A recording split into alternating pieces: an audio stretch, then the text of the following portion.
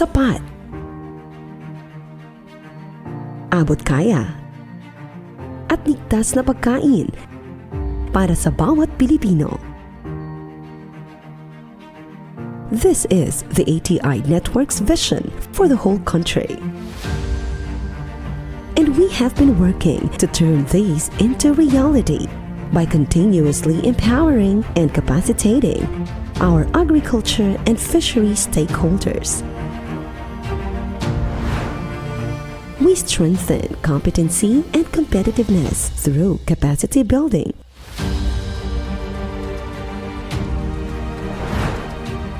We model technologies and promote the best agriculture and fishery extension practices and innovations.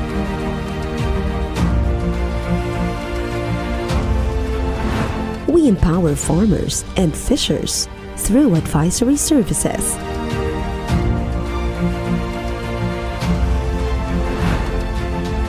We enhance extension knowledge products and services.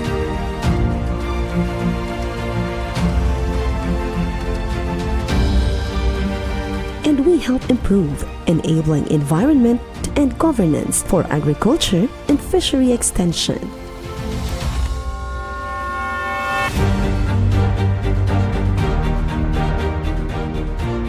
Kami ang Agricultural Training Institute.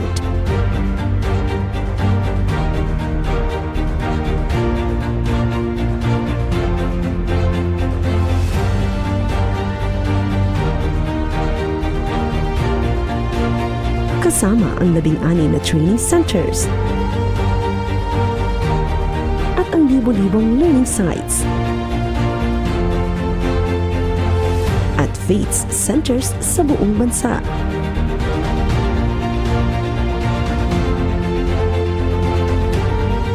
We promote excellent extension services for a sustainable agriculture and fishery development.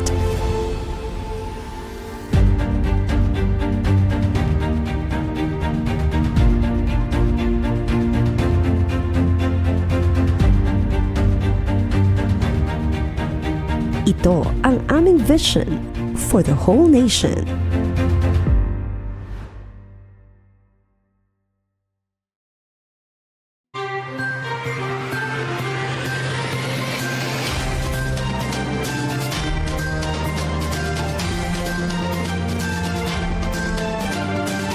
Marami kaming natutunan at gagawin namin ito sa aming mga palayan.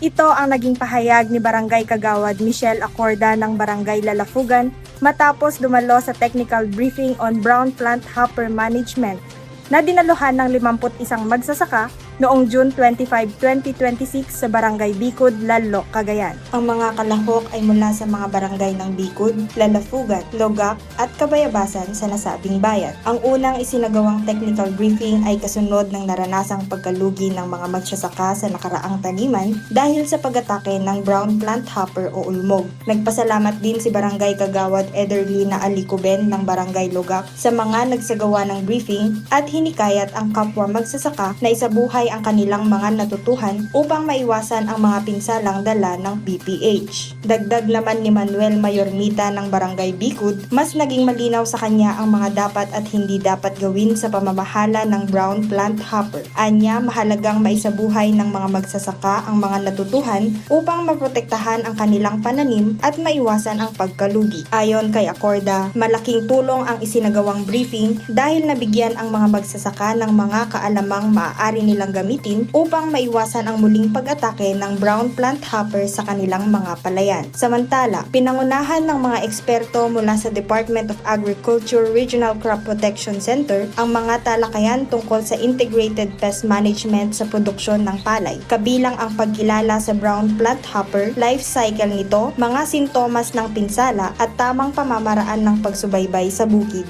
Nakiisa rin sa aktibidad si Municipal Agriculturist Josephine A. Acevedo na nagpahayag ng kanyang suporta sa mga programang naglalayong mapalakas ang kaalaman ng mga magsasaka at isulong ang napapanatiling produksyon ng palay.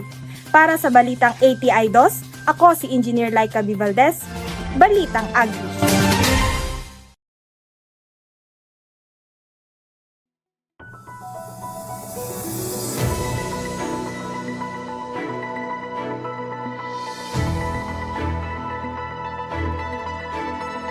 Nagtapos ang 28 kabataan sa 20-day training on basic artificial insemination and pregnancy diagnosis in large animals for youth na ginanap sa Agricultural Training Institute, Regional Training Center 2 noong July 2, 2026.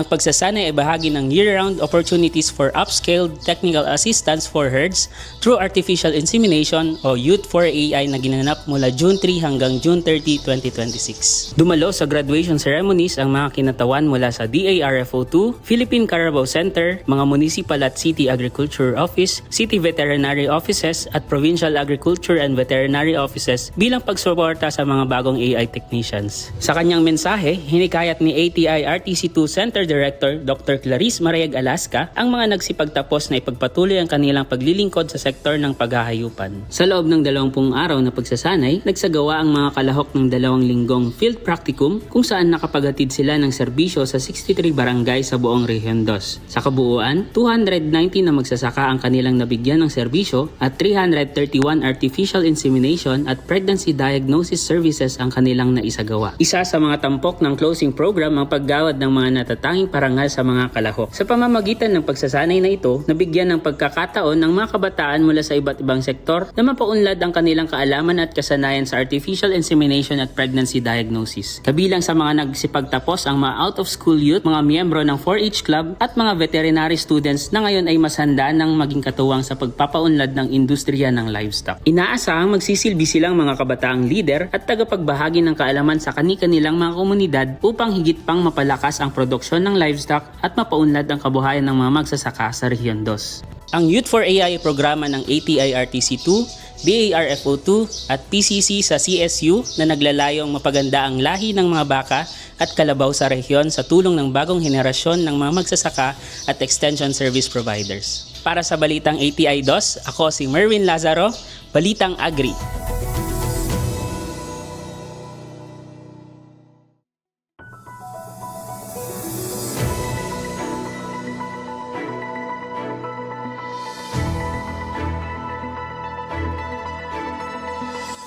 Bilang suporta sa pagpapatupad ng Rice Clustering and Consolidation Program ng pamahalaan, nagsagawa ang Agricultural Training Institute Regional Training Center 2 ng Cluster Assessment of Farmer Cooperatives and Associations using the Harmonized Agricultural Cluster Assessment Tool o HACCAT orientation noong July 1, 2026 sa ATI-RTC2 Malasin, San Mateo, Isabela. Layunin ng oryentasyon na palakasin ang kaalaman at kakayahan ng mga kalahok sa wastong paggamit ng Harmonized Agricultural Cluster Assessment Tool o HACCAT na nagsisilbing mahalagang instrumento upang malaman ang estado ng mga Farmer Cooperatives and Associations or FCAs. Binuksan ang programa sa pamamagitan ng pagkilala sa mga panauhin at kalahok ni Mr. Cupido Sabatin Jr., Development Management Officer 2 at sinundan nito ng pambungad na mensahe ni Mr. Vladimir B. Kaligiran, Information Officer 3 at Chief ng Information Services Section ng ATI-RTC2 kung saan binigyang diin niya ang kahalagahan ng sama-samang pagkilos ng mga samahan ng magsasaka upang mapalakas ang sektor ng agrikultura at mapataas ang kanilang produktibidad at kita. Isa sa mga pangunahing paksa ng programa ang Memorandum Circular No. 49,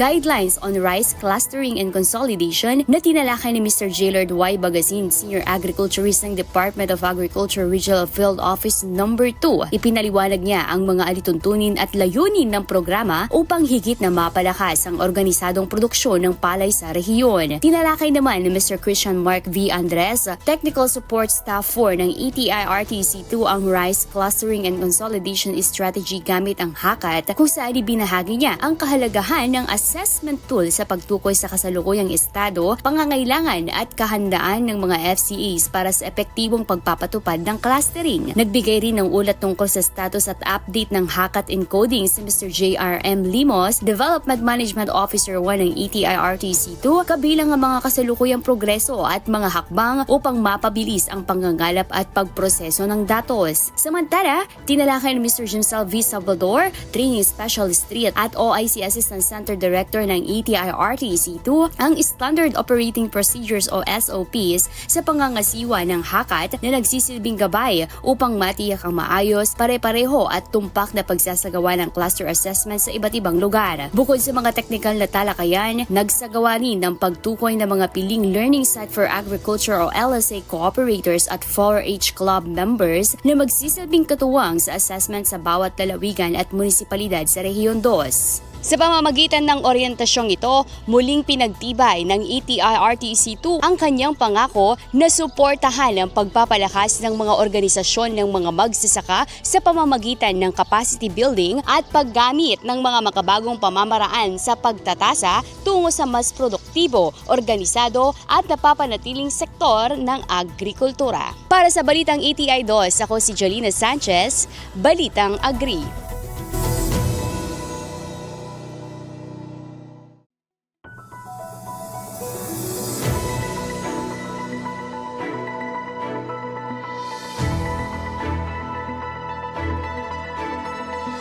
Pinalawak ng Agricultural Training Institute Regional Training Center 2 ang kaalaman at kakayahan ng 31 magsasaka ng Ballesteros, Cagayan sa pamamagitan ng unang batch ng Training on Good Agricultural Practices on Rice Production na isinagawa mula June 22 to 24, 2026 bilang paghahanda sa kanilang GAP certification. Layunin ng 3 araw na pagsasanay na ihandang mga kasapi ng Nararagan Multipurpose Cooperative sa mga pamantayan ng Good Agricultural Practices sa produksyon ng palay sa pamamagitan ng pagbibigay sa kanila ng kinakailangang kaalaman, kasanayan at wastong pag-uugali upang matugunan ang mga rekisito para sa sertifikasyon. Ang Nararagan Valley Multipurpose Cooperative ay isa sa mga rice-based community ng Philippine Rice Research Institute of PhilRice, Isabela. Tinalakay sa nasabing pagsasanay ang kahulugan at kahalagahan ng good agricultural practices, kalagayan ng industriya ng pagkain at mga umiiral na batas katulad na lamang ng Philippine National Standards para sa good agricultural practices at ang proseso ng aplikasyon at sertifikasyon. Pinangunahan naman ni na Ms. Noemi Valdez, Training Specialist 2 ng ATI-RTC2 at Mr. Reden Mark T. Casem, Agriculturist 1 ng Regulatory Division ng Department of Agriculture Regional Field Office No. 2 ang mga sesyon sa pamamagitan ng mga lecture, interaktibong talakayan, practical na pagsasanay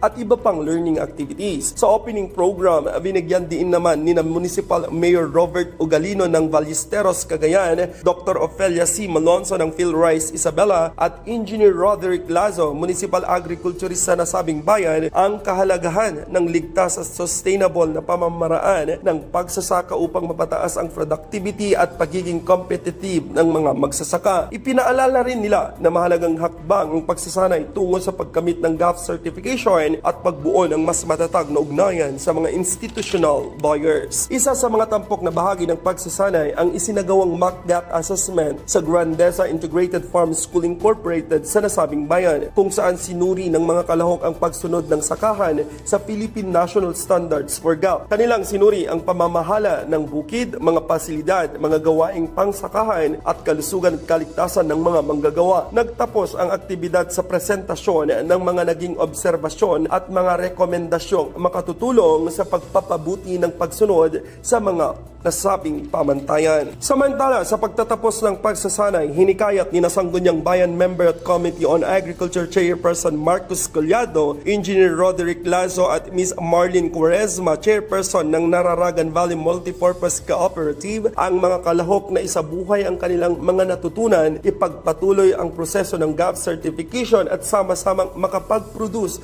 ng ligtas at dekalidad na palay na tumutugon sa mga pamantayan sa merkado. Ibinahagi naman ng mga kalahok ang positibong epekto ng pagsasanay sa kanilang pagkatuto. Ayon kay Benjamin Collado ng Centro West Ballesteros, Cagayan, humanga siya sa husay ng mga tagapagsana ng ATI-RTC2 at sa paraan ng kanilang pagtuturo. Anya, naging makabuluhan at interaktibo ang mga talakayan dahil aktibo ang mga kalahok. Nagpasalamat naman si Rodolfo L. Wadazan ng Zitanga Ballesteros, Cagayan sa ATI-RTC2 at sa mga resource person para sa 3 araw na pagsasanay. Hiniling din niya na madagdagan pa ang mga susunod pang pagsasanay upang higit pang mapalawak ang mga ito ng kanilang kaalaman at patulungan silang makumpleto ang mga rekisito para sa GAP certification. Para naman kay Charilyn Foronda ng Kabuyo, Ballesteros, naging mahalaga ang pagsasanay sa pagtukoy ng mga kasalukuyang gawain sa bukid na dapat baguhin, ipagpatuloy o pagbutihin. Aniya, mas nauunawaan niya ang kahalagahan ng good agricultural practices sa pagprotekta sa kalusugan ng mga magsasaka at sa paglikha ng ligtas at dekalidad na produkto. Para sa Balitang ATI 2, ako si JR Batad, Balitang Agri.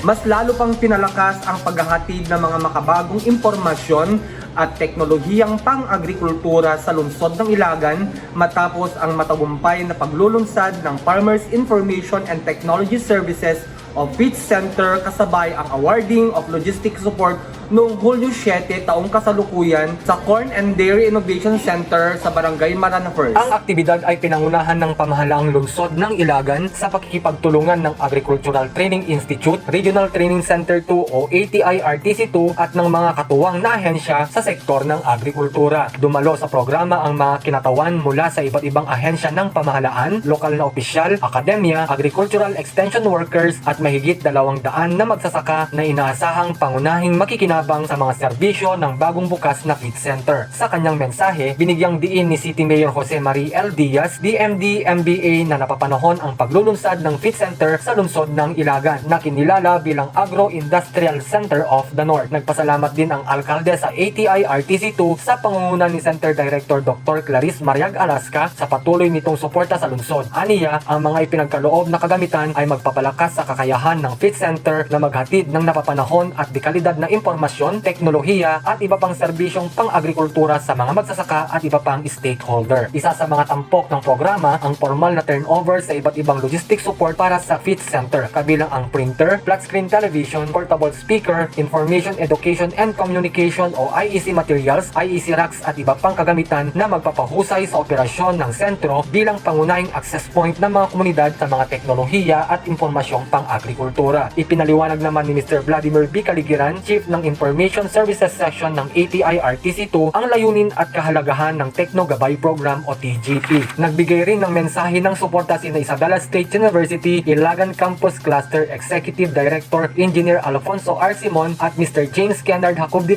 Deputy Director ng Cagayan Valley Agriculture, Aquatic and Resources Research and Development o CIVARD. Kapwa nila binigyang diin ang kahalagahan ng matibay na ugnayan ng mga ahensya ng pamahalaan, akademya, research institution at lokal na pamahalaan upang higit na palawak ang akses ng mga komunidad sa mga makabagong teknolohiya at inobasyong pang-agrikultura. Ang pagpapalakas ng Technogabay Program ay alinsunod sa Executive Order No. 801 Series of 2009 na naghihikayat sa mga local government unit na isama ang programa sa kanilang Agricultural Extension Initiative. Ang FIT Center ay magsisilbing tulay sa pagitan ng mga magsasaka at ng mga makabagong teknolohiya, best science-based farming practices at iba pang impormasyon na makatutulong sa pagpapataas ng produksyon at kita ng mga magsasaka. Sa pamamagitan ng Technogabay Program, magkakaroon ang mga magsasaka ng mas madaling access sa iba't ibang agricultural applications, internet services, ATI e-extension online learning platform at iba pang digital platforms na maghahatid sa napapanahong impormasyon at teknolohiya. Magiging daan din ang FIT Center sa pagtukoy at paghubog ng mga magsasakang siyentista na magsisilbing huwaran at tagapamahagi ng mga napatunayang teknolohiyang pang-agrikultura sa kani-kanilang mga komunidad. Para sa Balitang ATI 2, ako si Reggie Morao Kulang, Balitang Agri.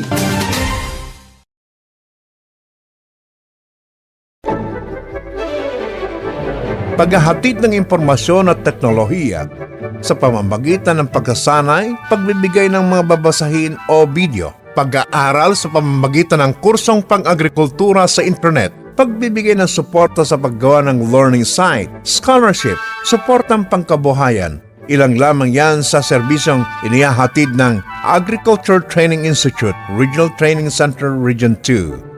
Agricultural Training Institute, Regional Training Center Region 2, nagsisilbing bisig ng kagawaran ng pagsasaka sa pagsasanay at extension sa ating mga extension workers, magsasaka, kababaihan at mga kabataan. Para sa karagdagang impormasyon, makipag-ugnayan lamang sa aming opisina sa Malasin, San Mateo at Isabela State University Compound, Garita, Cabagan, Isabela. Isang paalala mula sa Agriculture Training Institute, Regional Training Center Region 2 at ng himpilang ito. Isang masaya at mapagpalang araw kay ATI. Kayo po ay nakikinig sa ating programang Ugnayang ATI. Hatid ng Agricultural Training Institute Regional Training Center 2, ang inyong capacity builder, knowledge bank at karali sa ilalim ng Department of Agriculture. Kami po ang inyong mga kasama ngayong araw na ito. Ako po, si Jolina Sanchez. At ako naman si JR Batad na handang maghatid po ng makabuluhang talakayan at inspirasyon sa inyo ngayong araw. Yes, at syempre, binabati po natin, kablawan po natin lahat ng ating pong mga magsasaka at syempre, yung ating pong mga extension workers dyan po sa DA-LGU, sa inyo pong mga munisipalidad and city o mga syudad. At syempre, ang ating pong mga kababaihan at kabataan sa agrikultura at sa lahat nga po ng mga nakikinig at nanonood nga po, maraming salamat po sa inyong patuloy na suporta. Kaya kablawan tayo mat, dita Department of Agriculture Regional Field Office number 2, pangpangronahan apo iti Regional Executive Director tayo, Dr. Rosemary G. Aquino, naimbag nga aldaw mo ma'am, kan kastamatan kadagiti sa amin nga empleyado iti DARFO2. Yes, at syempre binabati na rin po natin ang ating pong mga katuwang na ahensya sa pagpapalaganap nga po ng mga programa at serbisyo po ng Department of Agriculture, ang mga ating pong mga katuwang sa state universities and colleges, particularly sa extension po nila, and of course sa provincial, municipal, and city agriculture offices po natin, national government organizations, at ang iba pa pong mga ahensya. At binabati rin po natin ang ating mga learning sites for agriculture cooperators, magsasaka scientista practitioners, at local farmer technicians. Kayo po ang tunay na bayani ng ating bansa. Tama. At syempre, hindi din po natin makakalimutan po ang ating pong mga kasamahan dito nga po sa Agricultural Training Institute Regional Training Center 2 na pinangungunahan po ng ating Center Director na si Dr. Clarice Mariaga Lasca. And of course, tayo po ay napapanood sa pamamagitan po ng ATI Region 2 Facebook page at kasabay din napapakinggan sa ating mga partner radio stations tulad po ng DCDA Radyo Pangkaunlaran, DWQP Love Carino Radio, at DCTS Santa Teresita Cagayan, Radyo Santa Ana, DWRL Lalo 95.1 FM, at DWCJ 98.1 FM Radio Bayanihan ng NIA Region 2. Tama ka dyan, partner. At syempre, shoutout na rin po sa lahat po ng ating pong mga listeners at syempre sa mga palagi pong nanonood dito po sa ating programang Ugnayang ATI. Maraming salamat po sa inyong lahat. At syempre, binabati na rin po natin lahat po ng mga agriculturists. Kasi we are celebrating Agriculturist Month this month, kasabay po ng ating pag-celebrate din po ng Nutrition Month. Tama ka dyan, partner. At syempre sa lahat po ng mga kasamahan po nating agriculturist po dito sa ATI Region 2, Happy Agriculturist Month. At talagang alam naman po natin kung gaano yung ginagawa po nilang effort para lang pong ma-disseminate at maibigay yung kalidad ng training po sa ating pong mga magsasaka at syempre sa ating mga extension workers na rin, partner. So once again, to all the agricultural extension workers po out there, saan man po kayo naroroon, dito po sa Lambak ng Cagayan at maging dito sa buong region po ng Pilipinas, magandang araw po sa inyo at kami po ay saludo po sa lahat po ng agriculturists, sa lahat po ng mga farmer po natin na sinasabi natin na mga agriculturists din na hindi lang license. Yes, ayan. tama ka dyan, partner. At syempre, yung ating mga incoming agriculturists, mga nag-aaral yung mga pa lang. OJTs po natin, maraming salamat sa serbisyo po ng mga OJTs po natin na nag-intern po dito sa ATI. Ay maraming salamat po dahil naging balitang agri-reporter din po natin sila. And of course, binabati rin natin partner, yung ating mga partner agencies and of course yung ating mga LSA na nanalo po ng Gawad Saka, Yes. mapa-regional at saka sa national. Magandang araw po sa inyo. Kami po ay palaging saludo po sa lahat po ng mga farmers, mga LSA cooperators natin, magsasaka scientista, mga partner agencies na nagtataguyod po ng inobasyon at development po sa ating agriculture. Yes. At syempre, yun nga rin po ay pinagdiriwang nga rin po natin this month, partner, ang ating pong Nutrition Month. At syempre, ipinapaalala nga po dito sa ating pagdiriwang na ito na ang ating kalusugan at syempre at ang ating kalikasan ay malalim po na ugnayan. Dahil meron po tayong temang nutrisyon at kalikasan, ating pangalagaan. At syempre, ang pangangalaga nga po sa ating kapaligiran ay mahalaga upang matiyak po ang tuloy-tuloy na supply nga po ng ligtas, sapat at masustansyang pagkain para sa bawat pamilyang Pilipino. Last week ay nakapanayan po natin via phone call si Sir Kish Mailem, ang 2025 Gawad Saka National Finalist for Outstanding Urban and Peri-Urban Agriculture Garden sa Macro Garden category. At ating din learning site for agriculture cooperator at may-ari po or co-owner po ng Minerva Farms dyan po sa Barangay Sinsayon, Santiago City, Isabela. Yes, tama ka dyan, partner. Hindi na siya 2025, kundi 2026 din. No, diba? Talagang magkasunod na year talaga. Maraming salamat, Sir Kish. At syempre, ngayong linggo naman po, ay bilang selebrasyon pa rin nga po natin ng Nutrition Month, ay ating pong makakapanayam si Ma'am Charlene Bumanglag ng PhilRice Isabela. At ating pag-uusapan po ang patungkol sa iba't ibang healthier rice na pwede po nating i-consume. Okay? At tama ka dyan, partner, dahil nga napapanahon po na tayo po ay nagdiriwang ng ika-52nd year ng ating Nutrition Month this buwan po ng July, ay maganda na pag-usapan po natin itong mga, ano ba yung mga kanin na healthy, dahil alam naman natin, partner, ang mga Pinoy ay mahilig po sa kanin at sobra-sobra minsan, lalo-lalo na yung mga ating unli rice. Tama nga pa, partner. At syempre, kahit saan ka magtumingin, may unli rice dyan. Ano nga ba yung rice na pwede po natin i-consume para yung healthy po natin, lalo na sa mga health conscious, ay maiwasan po natin yung mga sakit. Lalo-lalo yung mga trentahin sa kanila. So, marami ng mga sakit. So, ngayon po, ngayong araw po na ito, tamang-tama dahil makasama po natin si Miss Charlene Bumanglag po ng PhilRice Isabela para pag-usapan naman po ang mga iba't ibang uri po ng bigas na pwede po natin kainin. Yes, partner. Kaya naman, tumutok pa rin po kayo at manatiling umantabay dito sa ating programang Ugnayang ATI.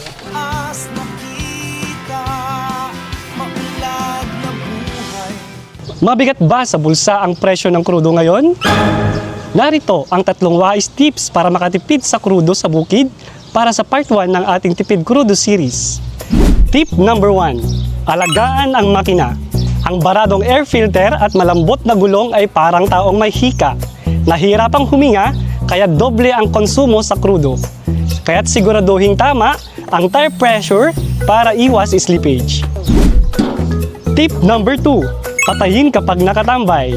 Kung mahihintayin na higit sa 2 minuto, gaya ng pagkakarga ng sako, patayin muna ang makina. Ang matagal na idling ay sayang sa krudo. Tip number 3. Mag-AWD at mag-solar pump. Gamitin ang AWD para mabawasan ng 30% ang oras ng pagbomba. At kung may pagkakataon, mag-shift sa solar-powered irrigation system, zero fuel cost dahil ang araw ang nagpapatakbo nito. Gawing wais ang pagsasaka gamit ang siyensya at tamang sistema.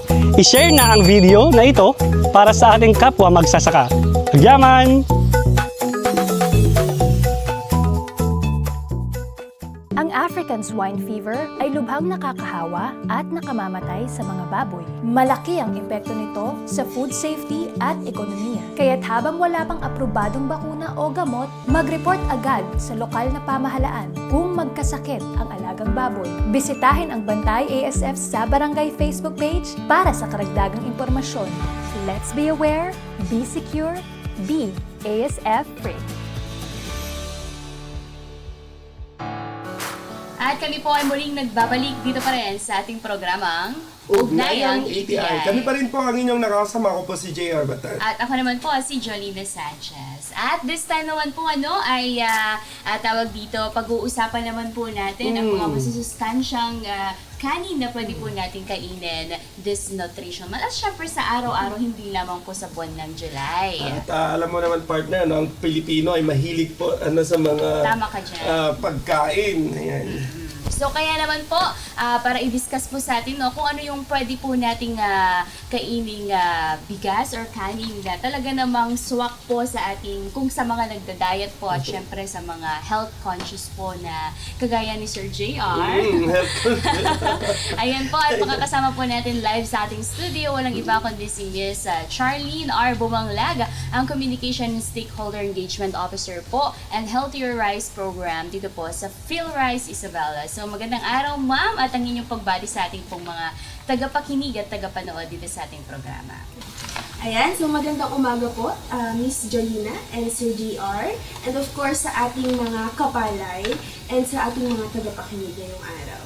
Okay, ayan, medyo tawag dito. First time di ma'am na mag-live interview sa Agnan. Yes. Okay, naintindihan natin yan, partner. Okay, ma'am, ngayong Nutrition Month po, madalas po nating marinig ang tungkol sa healthier rice. So, ano po ba ang ibig sabihin nito at bakit ito mahalagang pag-usapan?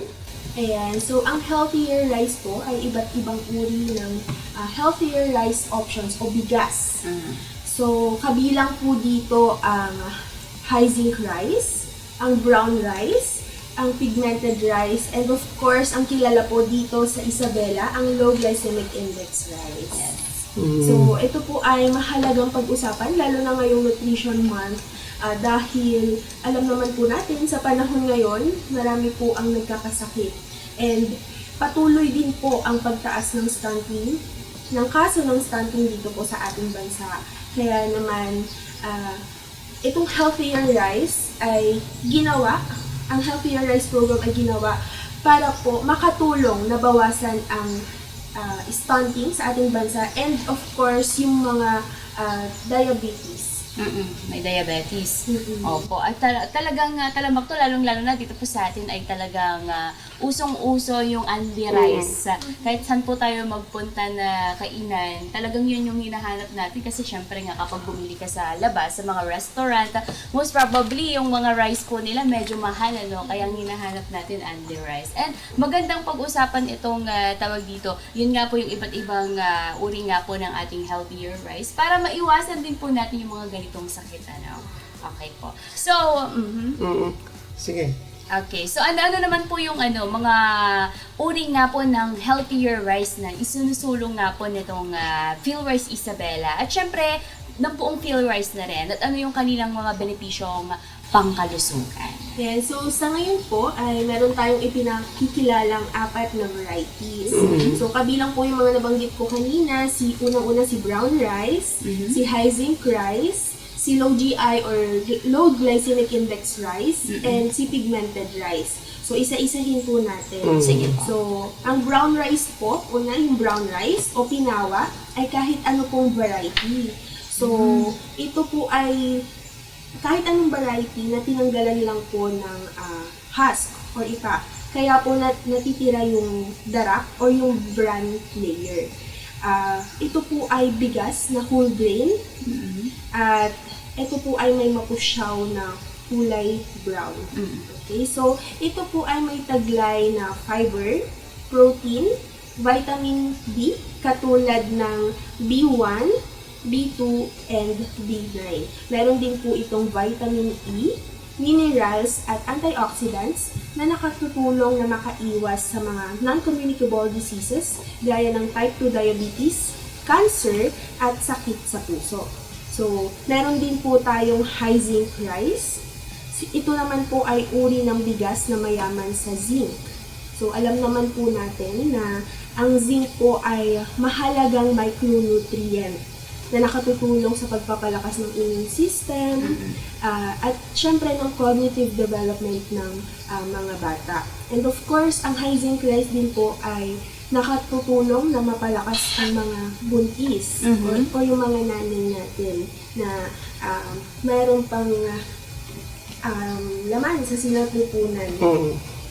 Alright, so ito po ay beneficial upang matugunan ang zinc deficiency sa mga vulnerable population. So, meron din po tayong low GI rice. So, isa po itong uri ng kanin na hindi kaagad natutunaw sa ating tiyan.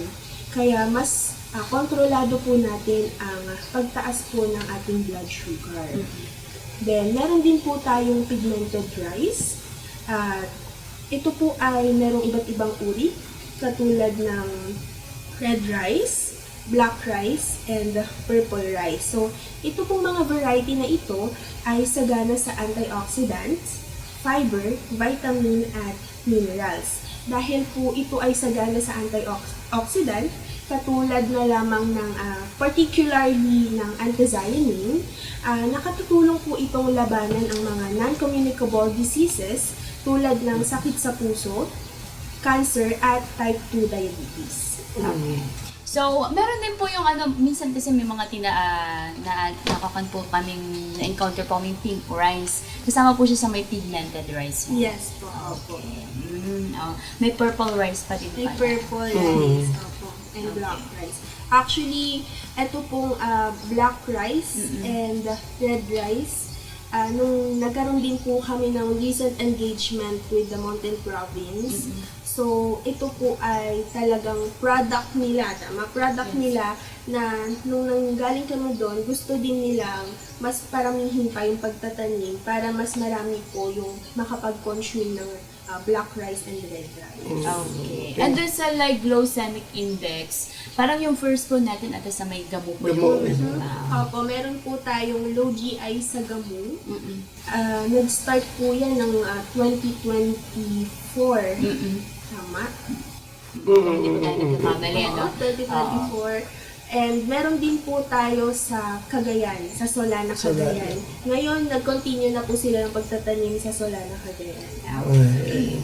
So maganda ito ma'am, no, na dahil unti-unting na-spread po natin yung information and of course yung kagustuhan ng tao na magtanim din ng mga ganitong variety po ng palay. So, pero ano po yung pagkakaiba ng healthier rice naman po sa karaniwang puting bigas pagdating sa nutrition at epekto nito sa ating kalusugan? Since ini-introduce po natin itong mga bagong variety po na ito. Ayan, so katulad po ng nabanggit ko kanina, yung healthier rice po ay may iba't ibang benefit sa ating katawan. So, kumpara po sa regular rice na kinokonsume natin, kapag ang healthier rice po yung kinonsume natin, mas nakakatulong po kasi siya, katulad na lang ng brown rice. Meron siyang fiber, rich in fiber siya. So, kung tayo po ay nagbabawas ng timbang, maganda po ito at recommended po ito para sa atin. Meron din po tayong low GI, na kung tayo po ay mataas ang blood sugar, diabetic, mas maganda po ito ang i-consume natin compared sa regular rice. May mga tanong kasi ng ating mga kababayan tungkol sa mga kwan na ito, mga palay na ito, uri ng palay na ito. Kung ikukumpara po natin doon sa puting bigas at sa lasa naman po, ano yung pagkakaiba? Baka natikman na din po ninyo para po sa inyo, paano po yung pagkakaiba ng mga brown rice, pigmented rice, yung mga low GI na ito, ma'am? Ayan, so sa Healthier Rice program po, nagkakaroon kami ng exhibit. Kung may exhibit, meron po kaming taste test. So, yung mga feedback po ng mga bumibisita sa booth namin, especially yung mga kapag may lakbay palay. So, ang feedback po nila sa brown rice, unahin natin si brown rice, okay po ang lasa niya. So, kapag kami po ang nagluto, okay po ang lasa niya. So, sinasabi nila na malambot naman po ito. Yung lasa, okay naman. And, yun nga, malambot siya, pero ang alam talaga ng karamihan ay matigas si brown rice. So, meron po kasi kaming technique ng pagluluto. Kaya, tuwing may exhibit kami, brown rice talaga ang star. Parang siya talaga yung pinaka napapansin. And, when it comes naman sa low GI rice, feedback din nila ay okay naman siya. Wala siyang kakaibang lasa. Parang normal na bigas lang din siya, or kanin. How about dun sa hulma niya, ma'am? Whole grain po ba siya din? Yes po. Ito pong si low GI, yung feedback po ng mga taga-gamu, nung nagpa-taste test po kami doon ay yung bigas pa lang, sabi nila, ang ganda, maputi kasi yung bigas ng low GI. Then, nung niluto na po namin, whole grain pa rin siya. Talagang mas na-absorb na din yung water, kaya mas lumalaki din siya. So, katulad din po siya ng brown rice na malaki na siya pag bigas pa lang, pero pag niluto, mas lalaki siya kasi na-absorb na yung water. Yun po yung factor kung bakit din mas mabilis siyang makabusog. Dahil malaki yung grain. Oh, sige. Okay. Kaya tawag dito, onti lang yung makakain. Kumbaga, ano? Para iwas na din po tayo sa mga sakit po, ano. Ma'am, sa mga exhibit po ba na ginagawa ninyo ay nandun din yung parang parte na din po dun sa pagsasabi po natin dun sa mga farmer po natin kung paano yung tamang technique ng pagluluto. Yes po. Sinasabi na po namin, lalo na pag nagpapamigay po kami ng sample packs, tinuturo po namin kung paano siya lutuin para naman pagdating sa bahay nila at pag sinubukan na nila, talagang alam na nila kung paano lutuin. At hindi nila masasabi na ang hirap lutuin or matigas siya. Oo, yun po kasi minsan na kaya kaya yung mga ano po natin minsan talagang doon pa rin sila sa white rice pero although yung mga bata kasi minsan minsan meron nga din po kasi kami na encounter po na ayaw niya din po ng brown rice kasi parang madumi daw, tingnan, kumpara dun sa white rice. Pero, syempre, po natin ay, yun nga po, yung mga pinagkaiba nyo sa nutrition nga po natin ay mas maganda po siya. Idagdag ko lang din po, ito pong si brown rice, si low GI, si high zinc rice, and yung pigmented rice natin. Natitikman na rin po ng ating mga kabataan. So, tuwing NRAM, nung last NRAM po, nagpa-taste test na rin kami sa mga bata and yung feedback din nila ay okay naman si brown rice. So, si black rice naman yun yung ginamit namin as snack ng mga bata nung NRAM 2025. So, ang feedback din nila ay masarap. Yes. So, napalambot po yung yung black rice. Parang yung sa may po natin yung Agri-Kids po sa National Rice Awareness Month. Yung iba't ibang kulay nga po. At nakakainganyo din sa mga bata. Mga tingnan po nila. Okay. So, paano naman po nakatutulong atong healthier rice sa pagpapanatili nga po ng malusog na pangangatawan at syempre sa pag-iwas na rin sa mga sakit tulad ng diabetes at iba pang lifestyle-related diseases. So, ayan, kapag isinama po natin ang healthier rice sa balanseng pagkain at syempre sa active lifestyle natin, mas mababawasan po yung kaso ng pagtaas ng blood sugar. And of course, kapag isinama po natin yung high zinc rice sa mga feeding programs, katulad na lang sa mga bata, feeding programs ng mga bata, syempre mababawasan po yung kaso ng stunting sa mga areas na may zinc deficiency talaga. Okay. And of course, yung ating brown rice, syempre mataas na rin po ang kaso ngayon ng overweight or mga obesity. So, maganda po ito para mabawasan po yung mga cases ng mga sakit and lalo na ng lifestyle-related diseases. Okay. So, ma'am, tawag dito, kung naman po, pasok din po ba sa presyo kung sakali bibili po nila sa merkado itong mga iba't ibang varieties ng healthier rice? Okay, so, eto po kasi yung high zinc rice, hindi pa po siya na-market sa ngayon. So, wala pa po siya sa market. Pero kung ang usapan naman po ay si low GI, so, ito po ay binibenta ni Baro Alanga Timanalon Cooperative at 60 pesos.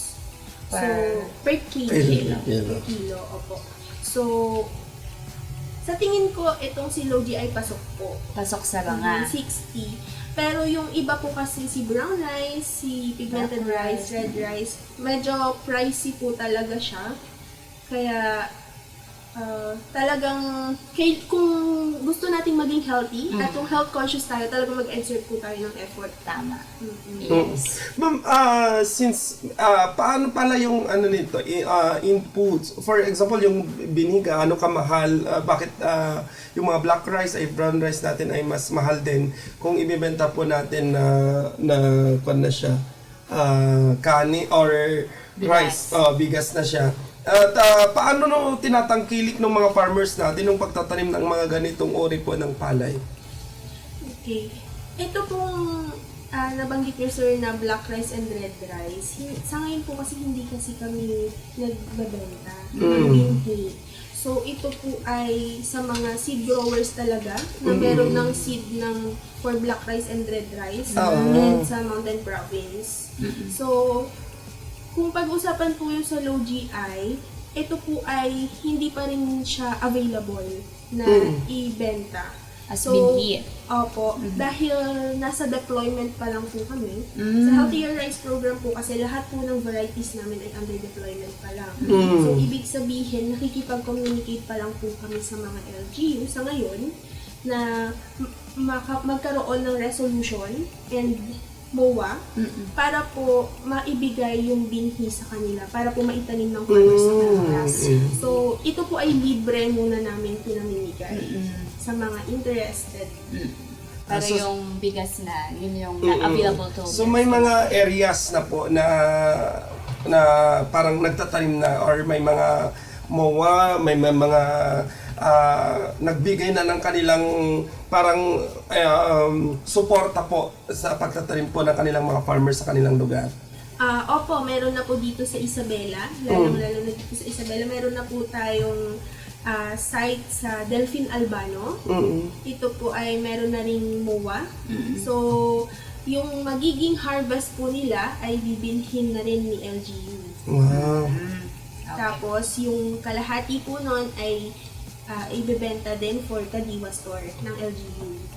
Then, meron din po tayo sa Gamu for low GI and high zinc rice. So, lahat po ito ay bibilhin din ni LGU, yung high zinc rice, for their feeding program.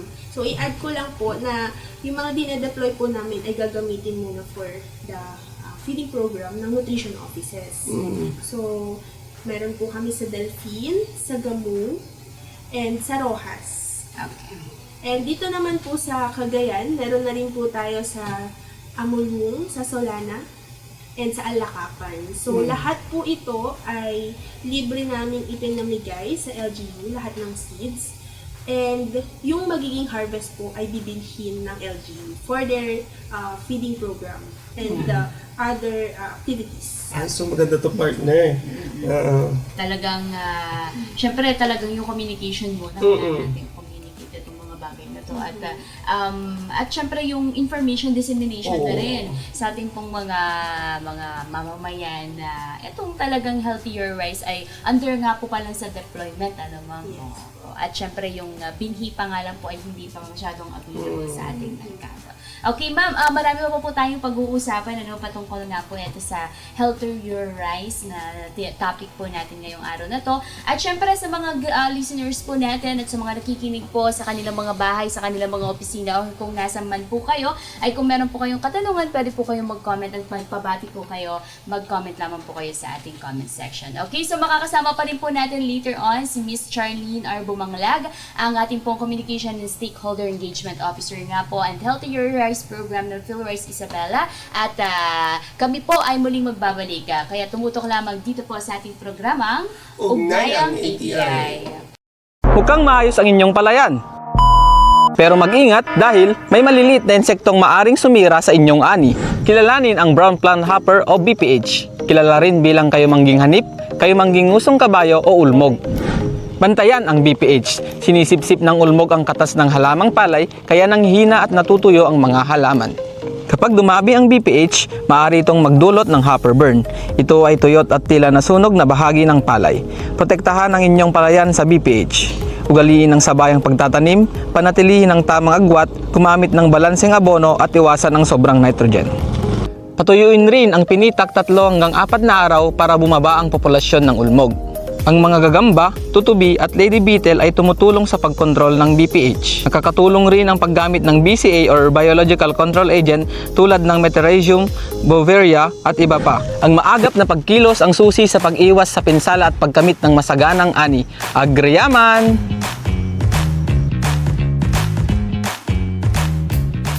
Ang sustansya'y kailangan ng balay. sa paglaki. Ngunit paano makakamit pinakamataas na ari kung presyo ng patabay mataas sa merkado? Gusto mo bang makatipid sa abono ng hindi napapabayaan ng palay mo? Mag-abonong swak ka. Pumili ng combo ng organiko at inorganikong pataba na ayon sa target na ani at budget mo. Magandang ani na, makakatipid ka pa. Para sa mas detalyadong gabay sa pag-aabono, subukan din ang leaf color chart, -1 element technique, o Rice Crop Manager Advisory Service. I-download ang mga ito sa cellphone mo upang malaman ang tamang dami, uri at syempo ng pag-aabono. Subukan ng abonong swak. Swak sa budget, swak sa palay. Para sa karagdagang impormasyon, mag-text o tumawag sa PhilRice Tech Center 0917-111-7423. At tayo po ay muling nagbabalik dito pa rin sa ating programang Ugnayang ATI. And of course, kasama pa rin po natin si Miss Charlene Bumanglag, ang empleyado po ng PhilRice Isabela. At ma'am, ipagpapatuloy po natin yung ating kwentuhan po kanina tungkol nga po dito sa ating healthier rice. So, marami po ang nagsasabi, ma'am, na hindi sila sanay kumain po ng brown rice at iba pang healthier rice. So, ano po ang inyong may papayo upang unti-unti itong tangkilikin ng ating mga mamamayan po dito sa Lambak ng Cagayan at sa mga nasasakupan po ng PhilRice Isabela? Ayan, so, siguro mag-start po tayo sa rice mixes. Pwede po nating ihalo si brown rice sa regular na puting bigas. Yes. Para po hindi po tayo mabigla. Then, kapag okay na, medyo mas damihan na natin si brown rice. So, mag-start tayo sa 50-50. Brown rice and white rice. Then, mas damihan na natin yung percentage ni brown rice kapag tayo po ay unti-unti nang nasasanay. So, sa iba naman po naming varieties, tulad ni low GI at ni high zinc, ito po ay white rice pa rin. So, yung texture at yung lasa ay wala namang pagkakaiba sa regular na rice. So, sa tingin ko, itong si brown rice lang talaga yung medyo mahirap pang i-adopt ng mga pamilya or ng individuals. No, kasi iba yung kulay niya. Pero yun po, mag-start po tayo sa rice mixes. Okay. So, pwede naman natin kung dalawang cup, isang cup ng regular rice and isang cup. Pero yung red rice at saka red rice, pink rice kasi partner, kahit konti lang yung ilagay mo doon, saka talaga makukulayan niya yung white. Pero masarap para Yes. Kasi yun din po yung niluluto din po namin minsan dito sa office. Pag meron, ibibigay po nila. At syempre baka magulat po sila sa kulay, baka sabihin po nila kasi may food color siya.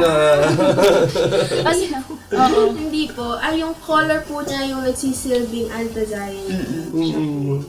Actually, partner, sa mga dito sa Isabela, may talagang yun yung unang rice dati, di ba? Yung mga red rice, black rice, pero sa ngayon kasi ay sa mga modern na kabataan natin ay talagang medyo parang kakaiba or bago sa kanila itong mga ganitong klase ng palay. Okay, so ano naman po yung mga programa or initiatibo nga po ng PhilRice upang hikayatin po yung ating po mga magsasaka. Siyempre yung mga mamimili na rin po na piliin at suportahan po ang healthier rice. And so sa ngayon po meron kaming mga information campaign katulad ng Be Responsible campaign. So ito pong si Be Responsible ay Be Responsible everyday na siya.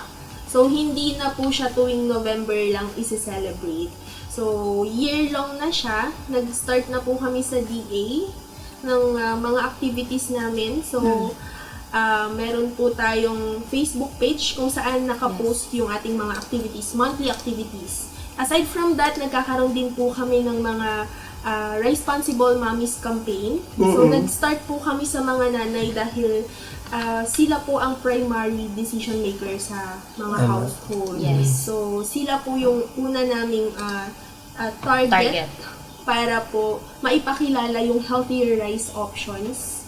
And of course, meron na rin po kaming mga KSL, katulad po nito, mga radio interviews, radio engagement. And patuloy po yung pakikipag-ugnayan po namin sa mga LGUs para po mas mapalawak po natin yung deployment ng healthier rice options. Okay. So, kung syempre, medyo na siya, yung ating pong mga listeners dito ay medyo parang nag-iiba na yung kanilang pananaw.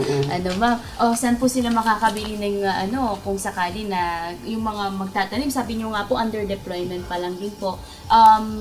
Saan po pwedeng bumili yung ating pong mga bigas. Ng bigas po mismo ng healthier rice po natin? Okay, so yung low GI po ay pwede na pong mabili sa Balmaco. Ito po ay nasa Gamu Isabela. So, sila po ay active sa Facebook. So, kung gusto po ninyong umorder, ay pwede naman po kayong mag-message sa kanila.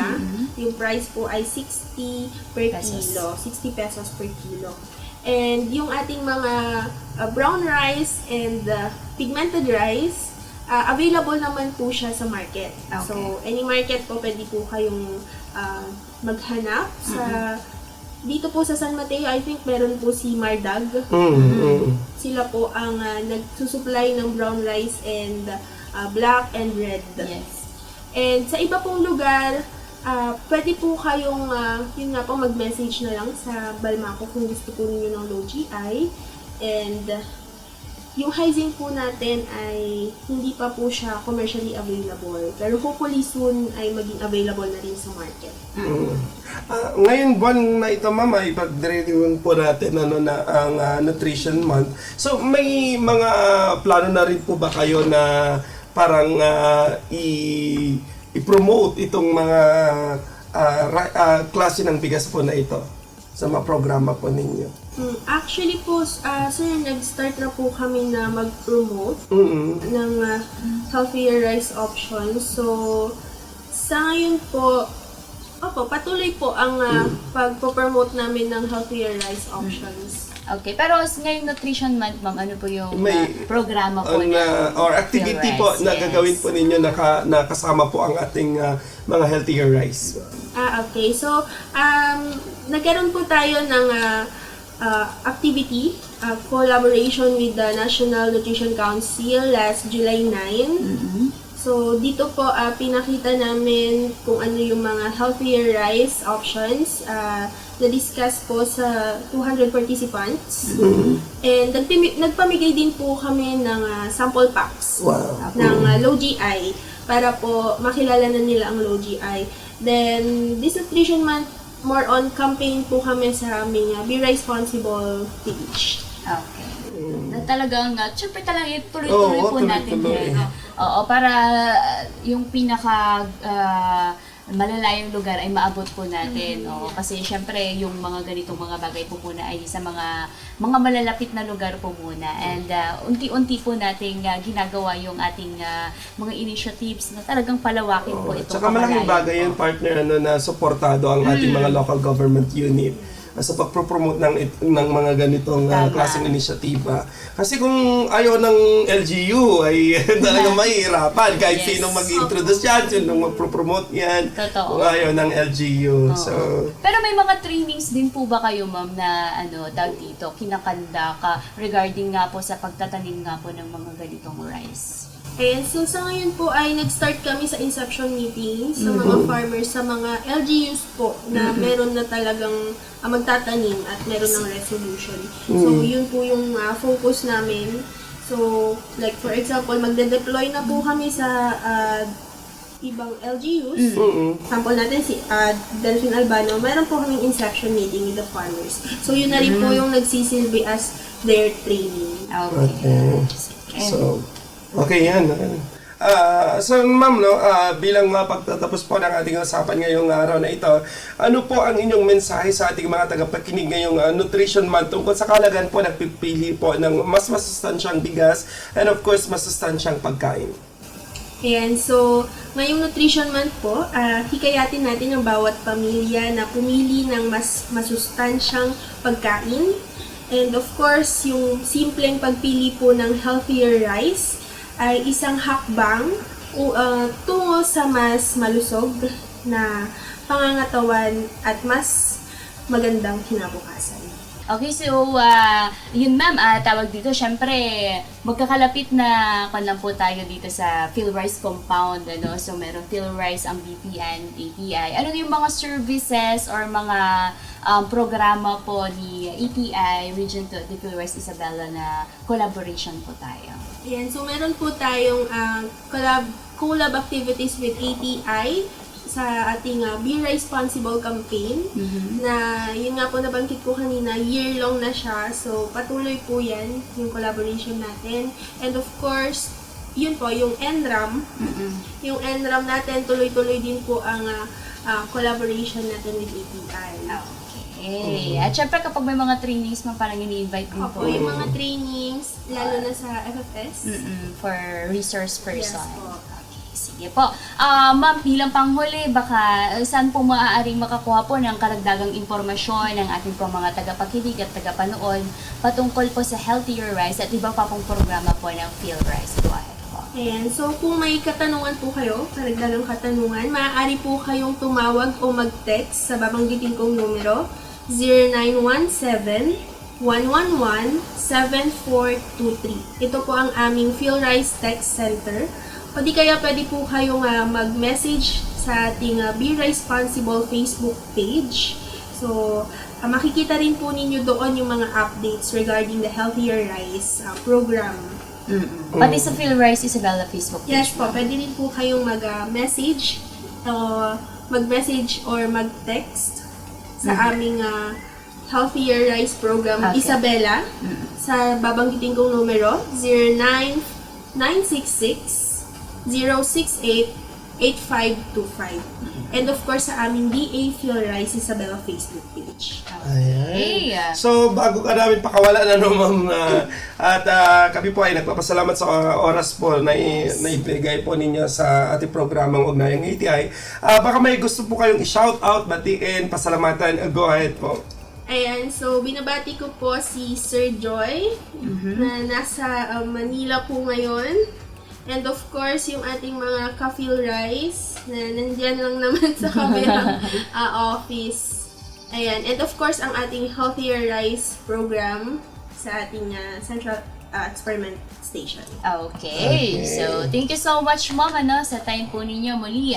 Ang atin po ang Communication and Stakeholder Engagement Officer, Healthier Rice Program ng PhilRice Isabela, Miss Charlene Arbong. Thank you so much, Ma'am. Thank you po.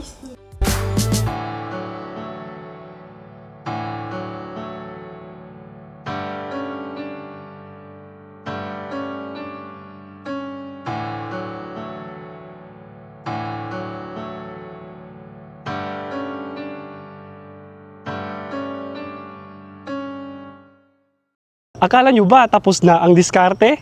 Narito ang part 2 para sa crudo tipid tips sa ating bukid. Tip number 1. Planuhin ang pag-aararo. Iwasan ang pabalik-balik na pag-aararo sa pira-pirasong lupa para hindi masayang ang oras at petrolyo. Tip number 2. Laging maglagay ng langis o grasa. Ang mga gumagalaw na parte ng traktora, thresher, mill at harvester ay kailangan ng grasa. Kapag walang friction at swabe ang ikot, hindi mahihirapan ang makina at mas matipid sa krudo. Tip number 3.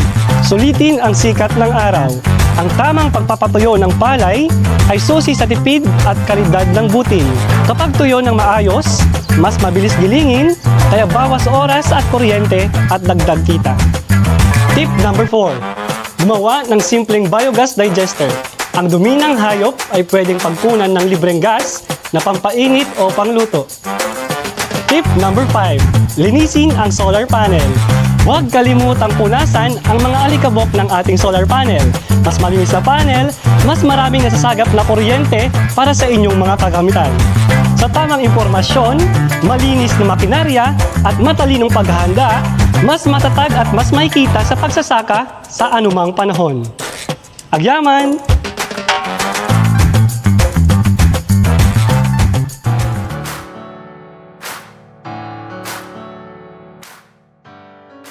Kami po ay muling nagbabalik dito pa rin sa ating programang Ugnayang ATI. At yan mga kaibigan, ka-ATI, kapalay, napakinggan po natin ang ating kwentuhan with our communication officer po na dyan sa PhilRice Isabela, si Ma'am Charlene Bumanglag. At maganda partner dahil may mga LGU na local government unit na nagpapatupad talaga itong pagtanim at pag-consume nga po ng healthier rice. Yes. At syempre kung magtataka po yung mga iba na nakikinig po sa atin kung wala pa po sa inyo, ito po ay inuunti-unti as per Ma'am Charlene nga po sinabi po niya, inuunti-unti po natin yung deployment po kasi mahirap naman po kasi na ura-urada. Yes. At syempre kailangan po natin ng orientasyon kung paano po magtanim, kung paano po ito, kung paano yung proseso po ng pagluluto po nito. Lahat po ay talagang nasa proseso po yan. Kaya hindi po natin pwedeng madaliin. Kaya kung wala pa po sa inyong lugar, ay siguro baka prospect na rin po ng PhilRice or mga susunod na yan. At of course, kung wala pa po yung mga binhi dyan sa mga lugar po ninyo, ay tulad nung nabanggit ni Ma'am Charlene po, ay pwede naman po tayong bumili ng bigas para doon pa lang tayo.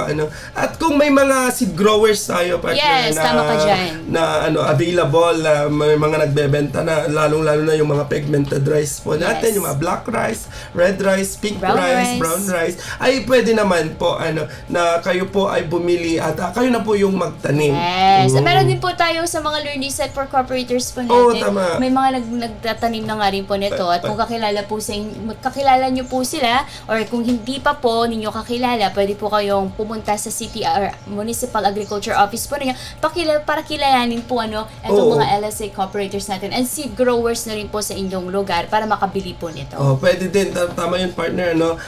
Makiusap lang po kayo sa inyong municipal agriculture office. Tanungin po kung may mga kakilala din po sila or may contact po sila doon sa mga nagbebenta po ng binhi ng mga nasabing mga healthier rice. Okay. So, ayan po at patuloy po namin kayong hinihikayat na makiisa sa mga programa, pagsisanay at aktibidad nga po ng Agricultural Training Institute Regional Training Center. Kaya naman kung kayo po ay interesado, at alam ko naman po na interesado po kayong lahat dahil dinudumog po kami ng mga text messages at saka message po sa messenger po natin. At kung kayo po ay may mga karagdagang mga katanungan, pwede po kayong tumawag sa ating Farmers Contact Center, ang 0920-946-2474. Inulit ko po 0920 or 20-946-2474. I-like, i-follow at mag-message sa aming Facebook page, ang ATI Region 2, at sa iba pang mga platforms. Yes, kagaya po ng X, Instagram, TikTok, and YouTube. I-search nyo lamang po ang Agricultural Training Institute Regional Training Center 2. At syempre sa mga nagtatanong po sa ating internship program in Japan and Taiwan, ang ating pong deadline is on July 31, 2026. Ang ating pong mga basic qualifications and requirements ay nasa link na po ng nasabi po naming post dito sa page po namin. Kung may mga katanungan pa rin naman po kayo, pwede naman po kayong mag-message sa amin freely at sasagutin po namin ang inyong katanungan. Kaya maraming salamat po sa inyo at syempre sa mga mag-i-email po ng inyo pong mga requirements at kung meron po kayong gustong mga programa ng letter of intent, pwede po nyo i-email sa aming email address sa rtc2.dcc@ati.da.gov.ph. Thank you po sa inyong lahat at sa patuloy po ninyong pag-antabay, pagkikisa sa ating pong programa. Sa ngalan po ng aming Center Director, Dr. Clarice Marayag Alaska, and of course our OIC Center Director, Assistant Director, Mr.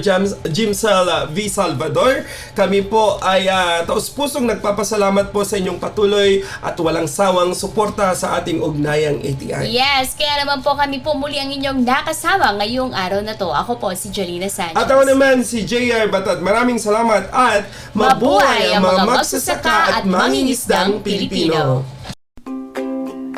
Kaalaman sa pagsasaka at pangingisda, programa at serbisyo ng Agricultural Training Institute, mga libreng pagsasanay, pagbibigay ng mga babasahin tungkol sa mga impormasyong pangkabuhayan pang-agrikultura, pag-aaral sa pamamagitan ng internet, serbisyong suporta para sa mga magsasaka, mga ina ng tahanan at mga kabataan. Yan ay ibabahagi sa inyo sa ating programang Ugnayang ATI. Ugnayang ATI, makinig at makibahagi sa programang Ugnayang ATI.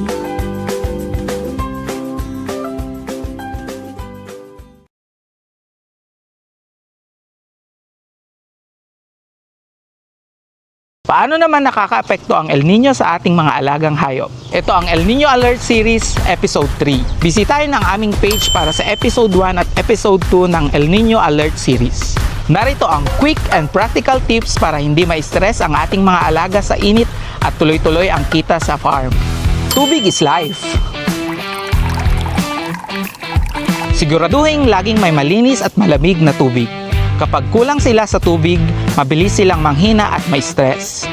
Tip number 2, bigyan sila ng lilim. Protektahan sila sa direktang init ng araw. Gumamit ng trapal o improvise na silungan sa kulungan. Tip number 3, ventilasyon ay importante. Siguraduhin presko ang kulungan para makapasok ang hangin at walang bara. Tip number 4, mineral boost at electrolyte supplement. Bigyan ng mineral block o ihalo ang electrolyte sa tubig. Dagdag pampalakas para iwas panghihina ng alaga sa matinding init. At tip number 5, iwasan ang sobrang activity sa tanghali. Huwag pilitin nilabas ang mga hayop sa peak heat mula 10 a.m. hanggang 3 p.m. Mas safe sila sa malilim na lugar. Sa panahon ng El Nino, simple lang. Tubig, lilim, hangin, at tamang pag-aalaga equals to healthy at productive na hayop. Agyaman!